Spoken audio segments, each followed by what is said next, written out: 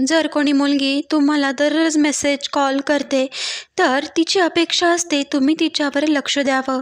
सायकॉलॉजीनुसार जेवढं अधिक आपण व्यक्तीचा विषयी विचार करतो तेवढंच आपण त्याच्यावरती जास्त विश्वास ठेवून असतो. मित्रांनो, जे लोक चुकीला चूक आणि बरोबरला बरोबर बोलतात, म्हणतात विश्वास ठेवा, त्यांचे नातेवाईक खूपच कमी असतात. हे प्रेम पण उधारीसारखं आहे.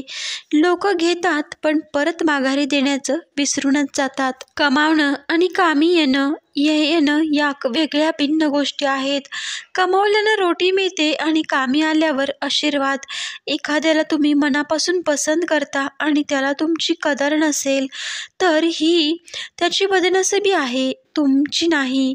तुमची किंमत पाहायची असेल तर त्या डोळ्यांमध्ये बघा जे तुम्हाला मिळवण्यासाठी गमवायला घाबरतात.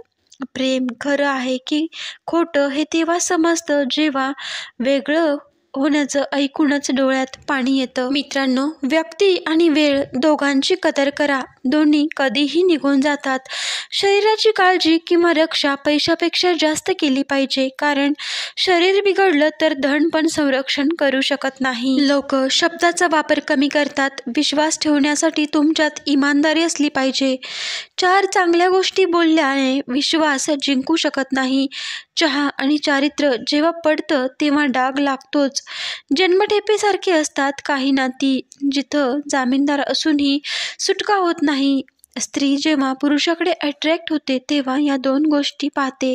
एक म्हणजे त्याच्या वागण्याची पद्धत आणि दुसरं म्हणजे त्याचं चरित्र आणि त्याचं बॅकग्राऊंड. मित्रांनो, व्हिडिओ आवडला असेल तर लाईक करा, शेअर करा आणि चॅनलला सबस्क्राईब करायला मात्र विसरू नका. व्हिडिओ पूर्ण पाहिल्याबद्दल तुम्हा सर्वांचे मनापासून धन्यवाद.